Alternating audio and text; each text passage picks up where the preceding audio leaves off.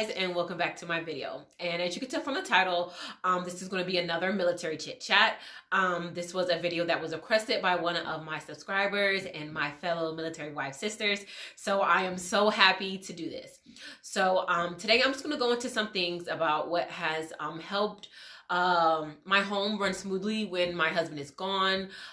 Essentially, solo parenting. I guess that's what all the kids are calling it nowadays. I just call it dealing with the home while he's gone.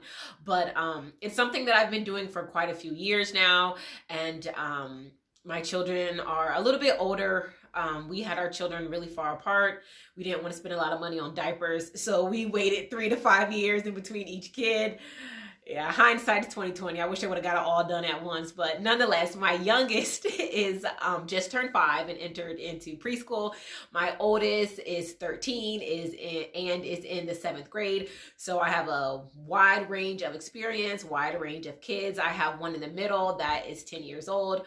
So without further ado, you guys, let's get into these tips that I have learned to help while I am alone with my children, solo parenting while my husband is away. So you guys, just jumping in, whenever my husband has to go to training, whether it's a deployment, whether it's a school, I always have him talk to the kids as well. Now with deployments, it's more of a sit down discussion because it's such a long period of time.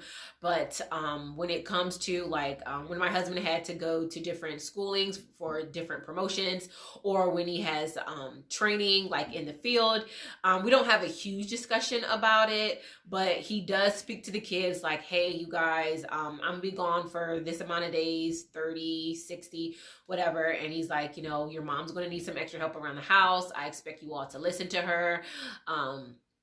Things like that. It is good for the kids to know that even though he's not there, you guys are going to be on a united front. And even though your 5-year-old is not going to completely grasp the fact that dad is leaving and I'd like you to be on your good behavior and not give your mom a hard time, I think it's still good for him to go through the motions and to say it. Children don't grasp everything. There's little bits and pieces that they'll understand. Oh, dad's leaving. Oh, dad wants me to help. Or, little things like that they can grasp. We're in this as a family. It's not just, mom has to deal with this and I'm gone. It's like, you're a part of this too, and you can, be a part of the family and to help. Now, the second part to dad being gone, I wanted to say, as far as children in the home and their behavior, is that should never be an excuse as to why they are acting out, or as to bad behavior, or them just not upholding what you have taught them or the standards that you have set in your home. In the military family, dad is going to be gone a lot. He is going to go to training a lot. If you all stay in for an extended period of time, he will be promoted. He will be going to schoolings. And if you have young children and you allow them to not reach the standards that you have set due to the fact that he is gone, it's setting a terrible precedent. This lifestyle for most of us does last more than, 5 to 6 years. So it's not good to start off with bad habits and to accept the fact that dad being gone is a reason to act out.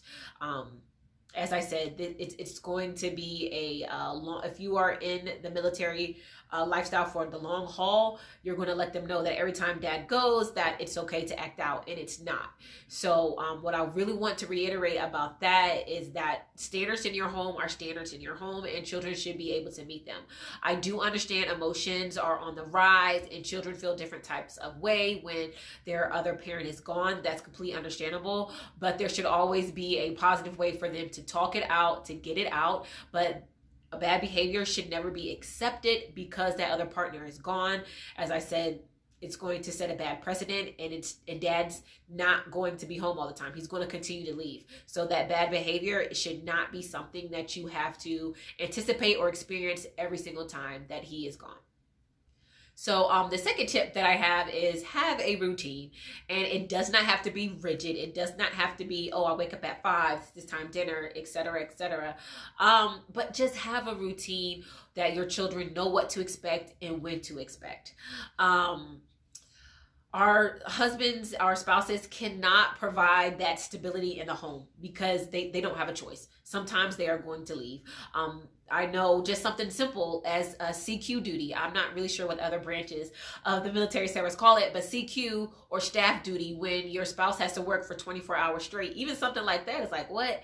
Your spouse working for 24 hours is a big deal. And then they have it usually the way that I've experienced and the way that my husband experienced it. They have a rotation. So this might be twice a month. It might be every other month, just depending on how big the unit or the actually the company is, and how they rotate it. So you're gonna have to give your child, your family, that consistency, because your partner he does not have the ability to provide that. So routines are a really big deal. Whether your routine is I don't know, going to the park, maybe after school to get the kids' energy out. You guys always go to the park, so whether dad is there to attend with you or whether he's not, go to the park. That's a big deal for, children to have the same thing over and over again. So you guys, tip number 3 that I have is prepare. It's not always possible. Sometimes our spouses have to leave in, days notice. But if you get, more than 2 weeks notice about them going to training or schooling, then try to prepare for that. Something, I know not all doctor's appointments can be canceled or pushed back, but if you have something like a teeth cleaning or something that's not really like super vital to your health, get that pushed back until he comes home so that you can have someone to keep the kids as you go to the appointment. Also, what I like to do is food prep. Prep a bunch of meals while he's home to, keep an eye on the kids or to help you do that. Food prep, make some lasagnas, make some really easy things that you can just pop into the oven. Even something as simple as grounding your meat, like you have ground beef, ground turkey, ground your meat, so when it comes, if you're doing taco night, pop it in the microwave, defrost it, pop it in the microwave, it's good to go. It might not seem like a big deal, but during a weekday, something saving you 20 to 30 minutes is a huge deal. At least in my home, it is. And it gives me that just a little bit more peace, a little bit of time to, kick my feet up. It's a really big deal. So while he's home, try to prepare, whether it's, appointments, whether it's something like, your yard work. If you all have a consistent, individual that comes out there and does your yard work and it's something that your family can afford, try to prepare for that as well. So just while he's there, try to just think about all the things that he could help with and that you could do preemptively before he goes. So tip number 4 that I have for this solo parenting lifestyle that a lot of us military wives lead is to prioritize.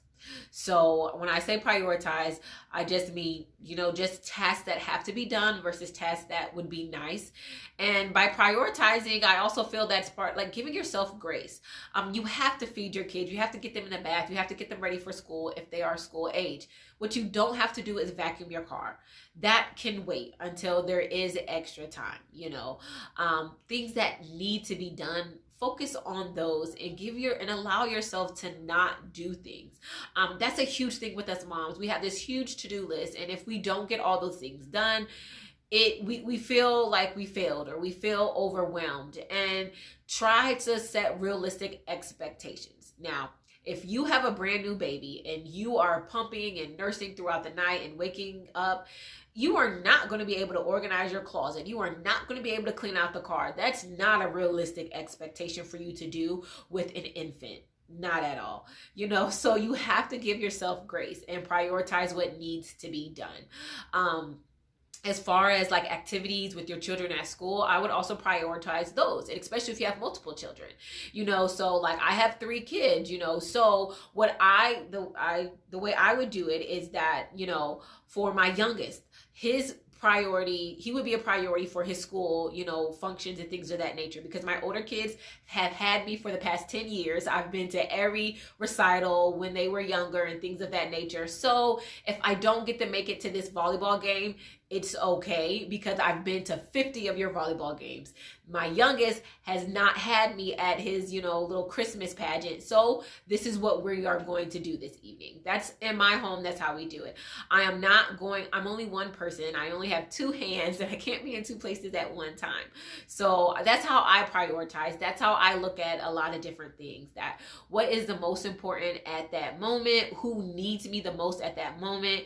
And it's not going to be the same, if it's not as if I'm not giving my other children the attention that they need. It's that this individual needs me more at this moment. So I would think of it like an ER. Yeah, you might be dehydrated and throwing up. I'm going to give you IV and I'll talk to you later. But this person has a bullet wound. So I'm going to go make that a priority. It doesn't mean that you care or love anyone more or less. It's just that this is more of a need at this time. So try to think of it that way when you are taking tasks that you want to do and things that you need to prioritize, and give yourself grace. You have the best intentions, and don't forget that your intentions do matter, even though you're not always going to get everything on that to-do list done.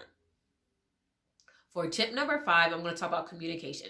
So whenever dad calls or whenever he is able to, Skype or whatever you do while he is gone and you are solo parenting, I want to say don't put too much pressure on the conversation. I remember very early in my marriage, when we were separated, it was just like we were putting so much pressure on trying to talk. We wanted to have these huge, meaningful conversations, and we just wanted to stay on the phone constantly and consistently. And the older that we got and the more stable and secure in our relationship we got, it was so much easier to say what we meant what we said, and not need to put so much pressure on the conversation. Sometimes we are going to have a ton of things to say to each other, and it's all going to be fun and encouraging, and it's just going to be awesome. And then some days it's going to be, hey, I have to peel your son off of the top of the refrigerator. I love you. I hope your day is going really good, but I don't have time to speak right now. And that's okay. And let me tell you, your spouse understands. The same way when he's like, hey, I know for sometimes when my husband's in the field, husband is cadre on the range, and it's just like he definitely does not have the time to talk to me. And even if he has signal all the way out there, that's amazing. But it's okay. It goes both ways sometimes, and you all should be okay with that with each other. The fact that you get to say, hey, I love you, I hope your day is going good, it's not something cliche. It's not something that doesn't have meaning or feeling. It means something. If the kids just get to say, hey, Dad, I, found a quarter, that might be the only little piece of conversation that the kids say. And that's okay. As a parent, you want to hear that, even though they don't have a lot to say. So I would also say, don't put so much pressure on communication. Both of you have a ton to do, and just knowing that that person is there, they are supporting you, and that they are rooting for you, sometimes that's good enough. So you guys, we're at the end of my video. I hope these tips about military solo parenting was helpful to you. And please do not hesitate to ask me any questions if you want something more specific or in depth. If you would like me to go through my routine when my husband is gone, I'd be more than happy to show that to you guys. And I'll see you in the next one.